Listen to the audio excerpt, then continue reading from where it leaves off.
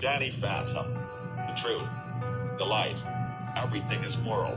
Everything is spiritual. I don't want to spoil this one, but at the end of this one, I am the ghost. His parents are ghost hunters, and he is the ghost. The twist of this one is that he actually isn't a ghost, but suffers from schizophrenia, and his parents don't love him, nor do they hunt ghosts. They are concerned about his behavior. You have to be what you are. Even if you have the worst story in the world, you are you. Even if no one is listening, even if the world is horrible and nothing is of value, you are you. All the horror of the world is people trying to be something they are not. Like me. I started life as a retro game reviewer, and I ended as someone reviewing shows he's never watched. I was too old. The plots were transparent. Something else. Something invisible. Something amorphous. I'm not going to tell you how I found the lost episode VHS. It's irrelevant. Danny Phantom's disheveled eyes are crying. You want your color? It was Danny Phantom's dad. Dad Phantom. You're a fucking liar. Son. His father, Father Phantom, kicked him out. Danny Phantom was homeless and a ghost. Danny Phantom thought he was invisible and thought he would sneak into the fridge to get some bacon. You know we can see you, asshole. It was Father, disheveled as all hell, pointing a gun at his son. Touch my bacon and I'll send you back to the Stone Age. And I'm not talking about the Flintstones. He cocked the gun, not anything related to penises.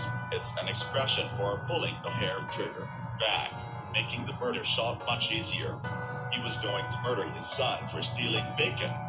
Danny Phantom put a pacifier in his mouth and began to lay in a crib and cry. He assumed the fetal position and cried tears of sadness, the warmest, most comfortable tears. You're not a ghost, son. His father pointed the gun. But I'm about to make you one. His son reached for the bacon and his father shot him in the skull. It was disturbing. The animation flipped and Danny Phantom was shown with a bullet wound in his head, blood pouring down. His father started having sex with an American flag as Danny Phantom lay there, foaming at the mouth. I was an intern for Nickelodeon, obviously. That's who I've always been. You have to be what you are. His father chortled as the corpse of Danny Phantom was lowered into the soil. It was a funeral, and no one was there, because nobody loved Danny Phantom, not even his family. His father was there, urinating on his son's grave. Cops arrived and asked him what was going on. He informed them that he was merely watering the flowers, and he was issued a citation for gardening in a public space. His father pulled down his pants and began to take a shit on his son's grave. You want your fucking corn, bacon thief. Evidently, his father claimed that Danny Phantom was coming at him with a knife and actually stabbed himself in the chest to provide evidence. An officer approaches him again and asks him why he's shitting on his son's grave. He informs the man that it's custom fertilizer, and the cops detain him. He insists that his son's a ghost, that once you write it, you can never unwrite it, and his son, Danny Phantom, is alive and well. The officers demand to know the circumstances of the bacon murder, and eventually his father confesses that Danny Phantom is in the room with him right now, and that he's a ghost. The camera just shows nothing, nobody.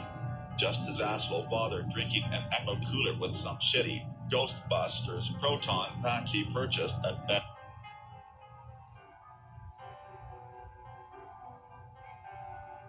His father goes to trial for the murder of his son, and the trial is like the next 15 minutes of the VHS tape. His father is naked in the courtroom, and the bailiff grabs him, cuffs him, and drags him into the back room. He returns to the courtroom with a black eye, but he's still not completely naked. The judge orders him to put some clothes on. He opens up a fanny pack he had wrapped around his nude body that contains the corpse of Danny Phantom, which he had made into beef jerky. This is not a restrictive clause. It includes everyone. After a 2,000-hour trial and examinations and cross-examinations, the jury finds him not guilty. The lawyer showed various pictures of Danny Phantom enjoying bacon, stealing bacon, demanding his father give him bacon until his father had just fucking had enough. This resulted in a hung jury, and that's not what you think it means. The jury had killed itself. Go watch your Danny Phantom in hell, you piece of shit.